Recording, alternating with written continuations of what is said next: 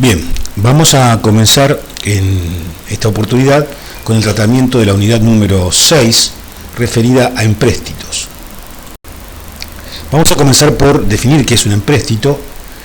Decimos que un empréstito es una operación financiera por la cual una institución, un ente público o privado, toma deuda del mercado, toma fondos del mercado, emitiendo a cambio títulos representativos de esa deuda, que son adquiridos por los prestamistas o inversores o acreedores, y en esos títulos, que también se denominan activos financieros de renta fija, ya vamos a explicar por qué, queda representada una cuota parte total del empréstito emitido y el derecho que tiene quien cedió su capital a reclamarle a este ente emisor público-privado la devolución futura de los fondos prestados.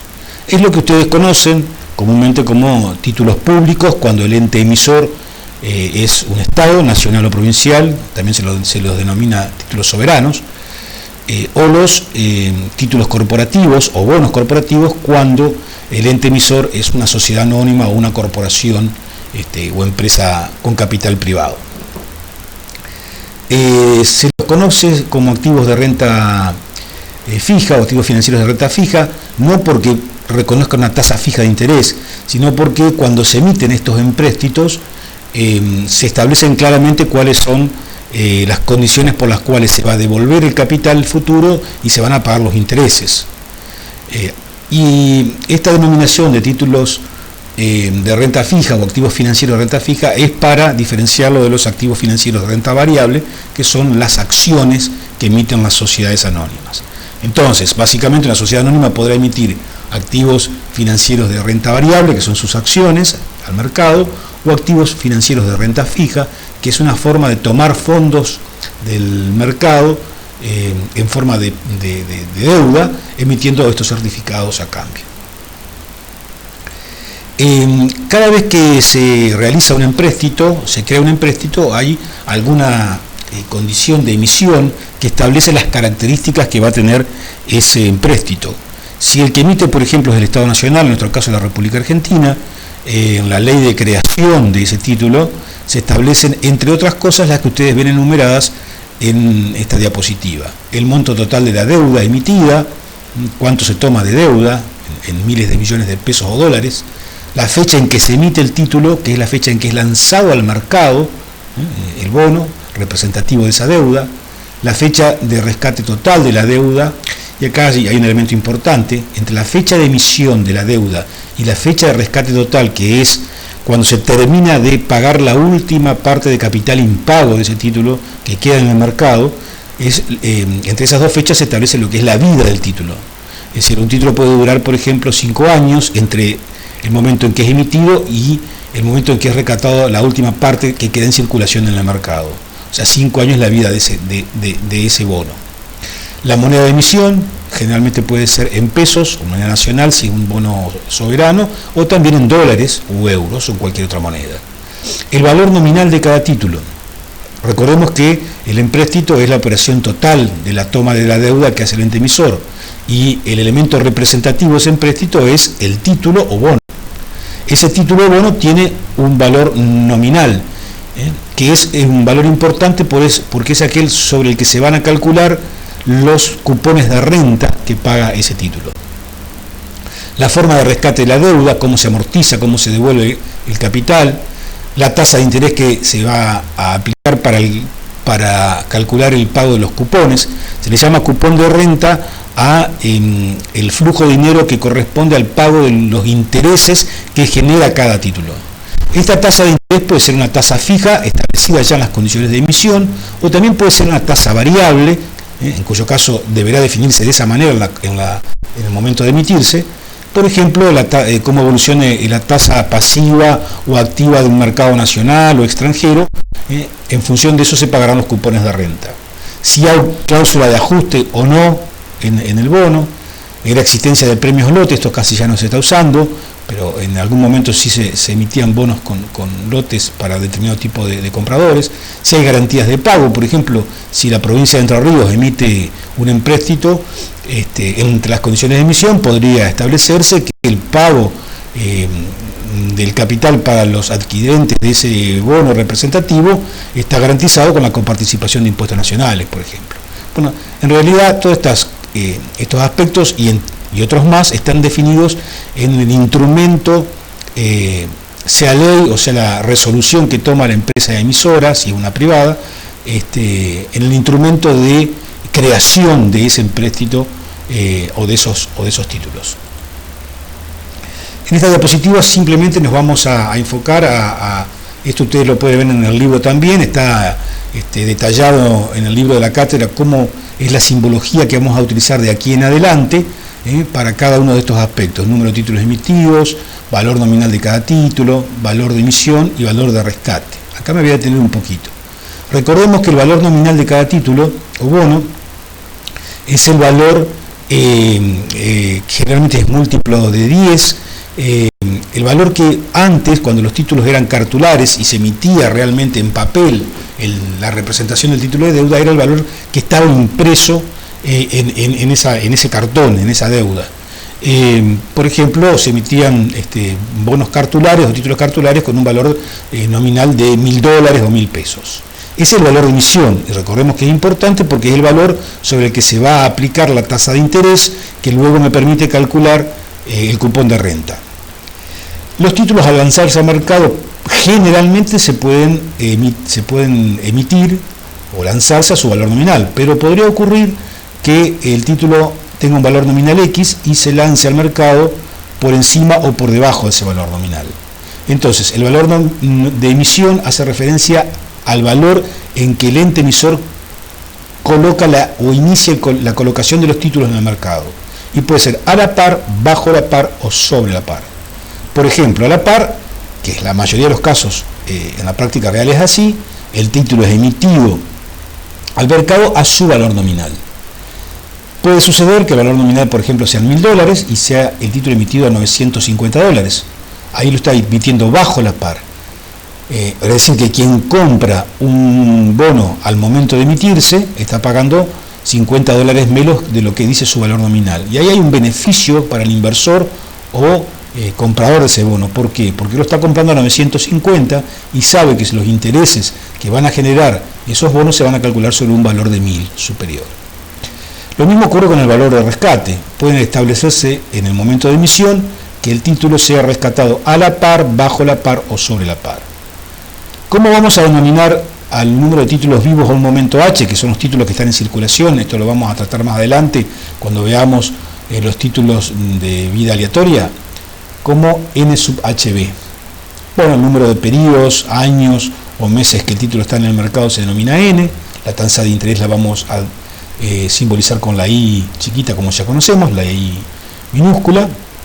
El desembolso del ente emisor, que implica capital más intereses A sub H, el cupón para el pago de los intereses del bono I sub H y el cupón para atender capital C sub H. Toda esta simbología que utilizamos en la cátedra ustedes la pueden ver en el libro Matemática aplicada al cálculo financiero. Hay muchas formas de clasificar los títulos o los bonos, que recordemos, el título o bono es el instrumento representativo de la deuda o del empréstito que ha emitido la institución pública o privada. Esos títulos pueden ser de vida cierta o de vida aleatoria. Decimos que es de vida cierta cuando, desde el punto de vista del inversor o acreedor o tomador o comprador de ese título, de ese bono, se sabe exactamente cuándo le van a rescatar y de qué modo el capital que él tiene en representación del título que ha adquirido. Esos títulos de vida cierta a su vez se pueden clasificar en reembolso único de capital. ¿Se acuerdan ustedes cuando vimos la unidad de préstamos? También hacíamos referencia a que el capital se devolvía en único pago al final de la vida del título. O reembolso fraccionado de capital, es decir, el título, por ejemplo, dura 5 años, tiene una vida de 5 años y anualmente se va devolviendo un 20% del valor nominal de cada título. Los de vida aleatoria es cuando el ente emisor establece que va a ir sacando de circulación títulos que están en el mercado bajo algún criterio determinado. Y ahí podemos encontrarnos con títulos que rescatan un número constante, periódico, de títulos en circulación, o lo que se conoce, y lo verán ustedes más adelante, como el empréstito normal. Nosotros por ahora nos vamos a enfocar en los títulos de vida cierta, que son la mayoría de los títulos que hay en este momento, los títulos soberanos en la República Argentina. Recordemos entonces, el título de vida cierta es aquel en el cual, desde el punto de vista del inversor o comprador del bono, sabe exactamente cómo se va a producir el flujo de fondos que corresponde a capital e intereses, porque previamente se ha establecido la forma en que se va a ir devolviendo el capital y se van a ir pagando los cupones de renta de ese instrumento financiero. Esto lo verán también más adelante, pero cuando el título es un título de vida aleatoria, la forma de ir sacando títulos de circulación en el mercado puede ser por licitación o sorteo. No me voy a detener por ahora en este aspecto. Vamos a analizar el primer tipo de título, que es el título de vida cierta, con un único devolución de capital y con pago acumulado de intereses. Fíjense ustedes esta gráfica que me representa que la vida del título es de n periodos, n años, y está realizada desde el punto de vista del ente emisor. Vamos a suponer que se han emitido títulos con estas características, o sea, rescate único de capital y pago acumulado de intereses, sin cláusula de ajuste y con una tasa fija de interés. Fíjense que en el momento cero, que es el momento de emisión, el Estado, por ejemplo, si es el ente emisor o la empresa que emite estos bonos, va a recibir el producto medido en unidades de moneda entre el número de títulos emitidos y su valor de emisión. Recordemos que este valor de emisión generalmente coincide con el valor nominal, es decir, la cantidad de dinero que va a recibir el ente emisor será el producto del número total de títulos por su valor de emisión o valor nominal.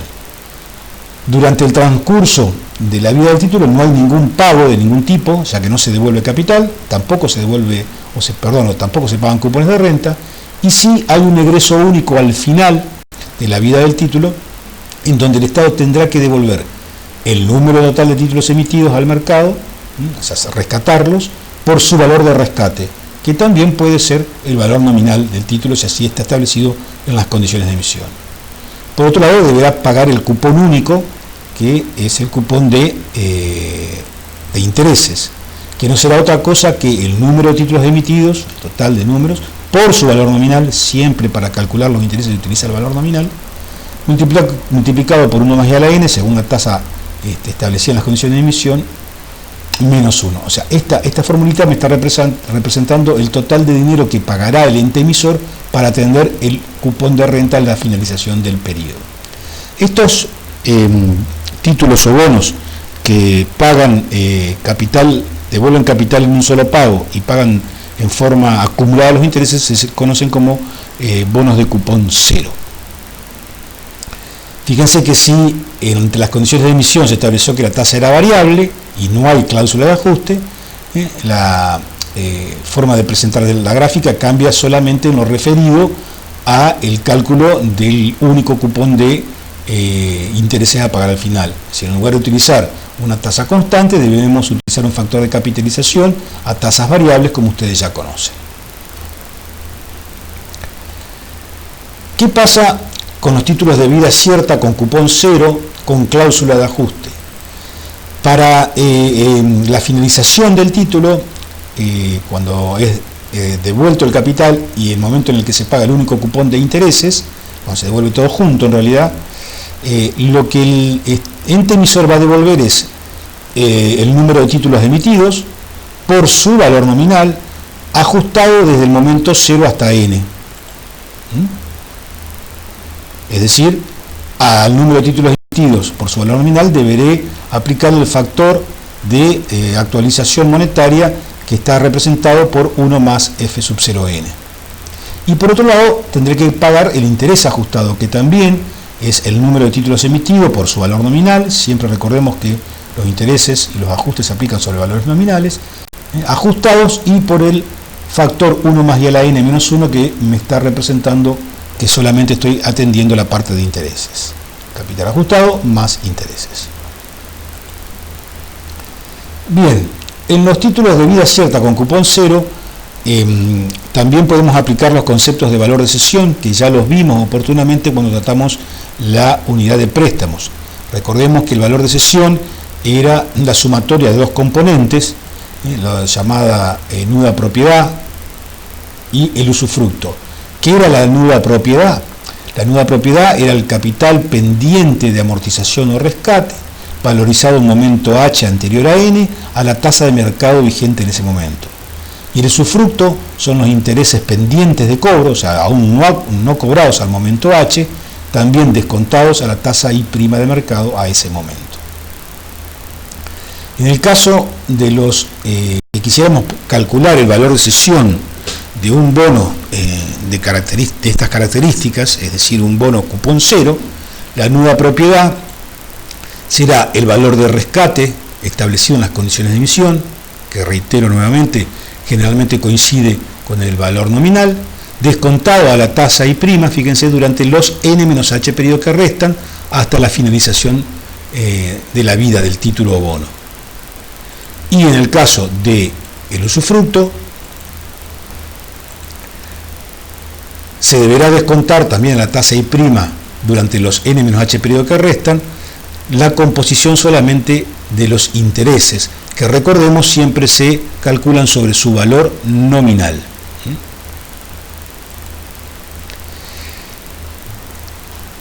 Hay otro tipo de bonos que también son de vida cierta y que en este caso tienen el pago periódico de intereses, generalmente se conocen como bonos tipo bullet, es decir, devuelven capital todo junto al final, pero van pagando cupones de intereses según las condiciones de emisión en forma periódica, anual, semestral, etc. El capital se devuelve todo junto al final, pero van pagando intereses en forma periódica, los llamados, reitero, bonos bullet. Fíjense, si no hay cláusula de ajuste, cómo es el comportamiento para el ente emisor de estos títulos. En el momento cero, que es cuando se emite, tenemos nuevamente el número de títulos emitidos por su valor de emisión. Esto representará el total de ingresos que tendrá el ente emisor al momento de la emisión. Y periódicamente deberá ir pagando lo que llaman los cupones de renta, que es aplicar la tasa establecida en las condiciones del título por el número de títulos que se haya emitido, por siempre su valor nominal. Fíjense que este producto de I por N por C se transforma en una corriente de pagos constante porque la tasa es fija o constante, debiendo coincidir, o generalmente coincide, con el momento en que se devuelve el capital a su valor residual, se paga también el último cupón de intereses, siempre calculado sobre su valor nominal. Si la tasa es variable, obviamente lo que cambiará en la gráfica ya no será un cupón de renta constante, sino que será variable en función de la evolución de la tasa, que se aplicará I+1 para el primer periodo, I+2 para el segundo y así sucesivamente. Cuando finaliza el plazo o la vida de este título, se devuelve todo el capital a su valor de rescate, que reitero, generalmente coincide con el valor nominal, y se devuelve o se paga, mejor dicho, el último cupón de intereses a la última tasa vigente según las condiciones de emisión establecidas. ¿Qué ocurre cuando hay título de vida cierta con pago periódico de intereses y hay cláusula de ajuste? En el momento N, vamos un poquito hacia atrás, o sea, en el momento en que se devuelve el capital, habrá que, para el ente emisor siempre, habrá que multiplicar el número de títulos emitidos por el valor residual, por el valor en que se rescata, de acuerdo a la condición de emisión establecida, ajustado desde el momento 0 hasta N, por todo el factor de corrección monetaria, desde el momento en que se emitió el título hasta que se rescata. ¿Y qué ocurre con el pago de los cupones de interés? Bueno, nuevamente se aplica la tasa sobre el número de títulos emitidos, siempre sobre su valor nominal, para el primer periodo por el factor de corrección comprendido en el intervalo 0,1, para el segundo por el factor de corrección entre 0 y 2, recordemos esto, que si yo estoy en el segundo momento, yo debo ajustar desde el momento 0 siempre para calcular el segundo factor de corrección, y así sucesivamente. ¿Por qué? Porque el capital aún se adeuda desde el momento cero, no se ha devuelto nada. Entonces, la corriente de cupones se corresponde con esta serie que ustedes ven acá. En este caso ya los valores en unidades de moneda, en pesos, dólares, lo que sea, no serán constantes porque está incidiendo el factor de corrección monetaria. Para el último cupón de intereses se aplicará la tasa de interés por el número de títulos emitidos, siempre por el valor nominal, ajustado por todo el tramo de la operación desde 0 hasta n. Este tratamiento es muy parecido a lo que nosotros vimos cuando tratamos los préstamos con reembolso único de capital y con cláusula de ajuste y pago periódico de intereses. Bien, ¿qué ocurre con el valor de cesión en estos casos para este tipo de bonos? Otra vez es la sumatoria entre la nuda propiedad y el usufructo. En este caso puntual, la nuda propiedad va a ser, como en el caso anterior, el valor de rescate del título establecido, generalmente coincide con el valor nominal, descontado durante los n-h periodos a la tasa I' vigente en el momento h. Concepto que también vimos cuando tratamos el tema de los préstamos.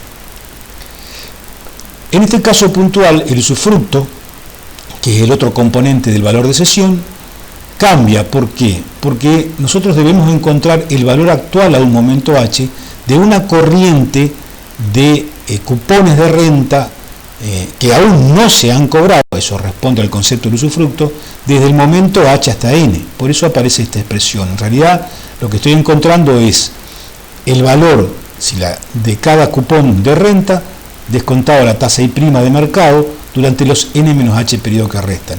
Esta función ustedes ya la conocen, es la función A sub NI, valor actual de una renta unitaria, que en este caso está trabajada con una tasa I' de mercado, y en lugar de tener n periodos, tiene n-h periodos, porque hay una parte de los cupones que ya se cobraron al momento de cederse este bono. Bien, para terminar esta parte de la diapositiva, vamos a introducir en tres conceptos que son muy importantes y son de análisis financiero en este tipo de instrumentos financieros de renta fija. Uno es lo que se conoce como valor técnico, que puede definirse como el valor del capital pendiente a rescate más los intereses devengados y no percibidos en un momento h cualquiera anterior a n. En algunos medios especializados a este valor técnico se lo conoce también como valor actualizado. En realidad, el valor técnico es el valor que tiene el título a un momento h según sus condiciones de emisión. Para que ustedes se den una idea, entre 0 y h, que es la vida del título, entre 0 y n, que es la vida del título, entre 0 y n, que es la vida del título, hay un momento h anterior a n, donde se puede determinar qué es lo que el ente emisor debería pagarme a mí si decidiera sacar los títulos de circulación en ese momento y según las condiciones de emisión establecidas. O sea, qué es lo que me debe y cuántos son los intereses que se devengaron hasta ese momento y aún no me ha pagado. Eso es lo que constituye el valor técnico del título. Por otra parte, el valor de mercado del título es el valor que adquiere producto de la fuerza de la oferta y la demanda que ese título tiene en el mercado. Es el valor de negociación en la bolsa o en los mercados abiertos, en donde se compran y se venden estos títulos públicos o privados. Si ustedes saben que pueden comprar bonos a través de un operador de bolsa, este operador entra en el mercado de ese tipo de instrumento y compra los valores vigentes en el mercado. Y por último, el valor paridad, que no es otra cosa que la relación que existe entre el valor de mercado y el valor técnico del título, y es un análisis que en cierta medida está indicando cuánto el mercado está valorizando o no el título según las condiciones de emisión que tiene. El valor de paridad, después lo trataremos de ver en un ejemplo, ustedes lo verán en la práctica, está representando en cierta medida si ese título está siendo despreciado por el mercado por algún motivo cualquiera o está siendo valorizado producto de una alta demanda o interés en ese instrumento. Bueno, en un próximo video trataremos de introducirnos en alguna página financiera para que vean qué tipo de información ustedes pueden encontrar con esta esta temática que es muy importante y de mucha actualidad en estos momentos en nuestro país. Muchas gracias.